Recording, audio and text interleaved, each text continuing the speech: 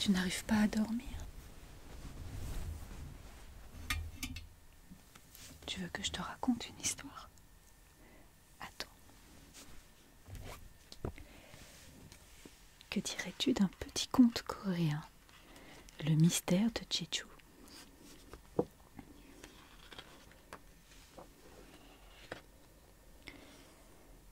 Song-hee vivait avec sa mère et sa grand-mère au pied d'un volcan éteint, sur une mystérieuse île appelée Jeju.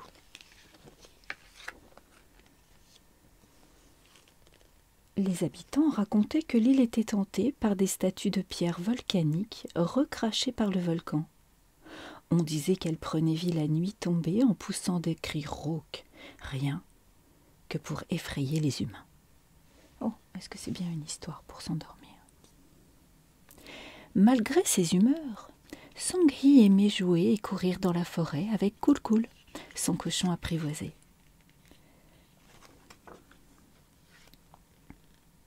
Un jour, ils se perdirent dans la forêt. Le soleil ne tarda pas à décliner et une tempête se leva. Les arbres dansaient comme des fantômes effrayants. Song-hee eut très peur et se mit à courir avec Cool-Cool. Au bout d'un moment, Song-hee et Cool-Cool se retrouvèrent au milieu d'une clairière. Ils se figèrent un instant. Quelque chose les observait dans la pénombre. Soudain, une compagnie de dokébis sortit de sa cachette pour aller taquiner Song-hee. Ils lui tirèrent ses jolies nattes et s'accrochèrent comme des singes à sa robe neuve. Ils pincèrent même le nez du pauvre Cool-Cool.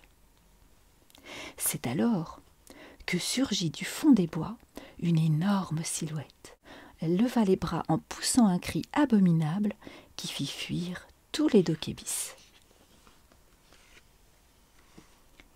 Song-hee et Cool-Cool se retrouvaient face à une de ces énormes statues qui terrifiaient tant les villageois. Mais la statue n'avait pas l'air si redoutable. Elle regardait de son œil sage Song-hee et Cool-Cool en leur souriant. Rassuré, Song-hee demanda à la statue de les ramener au village. « S'il vous plaît, je voudrais rentrer chez moi. » La statue accepta car elle connaissait bien l'île. À l'approche du village, Song-hee entendit les appels plaintifs de sa mère et de sa grand-mère. « Regardez, Song-hee est de retour !» cria quelqu'un. Mais en voyant la statue, les villageois prirent leurs jambes à leur cou. « Revenez, n'ayez pas peur !» assura Song-hee. « Il est très gentil, c'est vrai. » Lorsque les villageois, apeurés, revinrent, Song-hee raconta comment la statue les avait sauvés, elle et son cochon. Les villageois comprirent alors que les statues protégeaient le village. À partir de ce jour, les villageois n'eurent plus peur des statues. Tous vécurent longtemps et heureux sur l'île de Jeju, sous la protection des grands-pères de lave. Les grands-pères de lave qui s'appellent en fait des grands-pères de pierre ou Dol Arubang.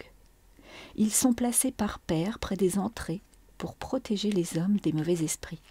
Leur origine reste mystérieuse et ils ne sont présents que sur l'île de Jeju.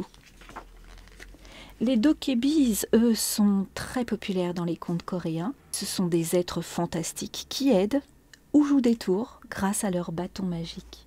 Quant au cochon noir de Jeju, Cool-Cool, il fait partie d'une espèce de cochon qu'on ne trouve que sur cette île.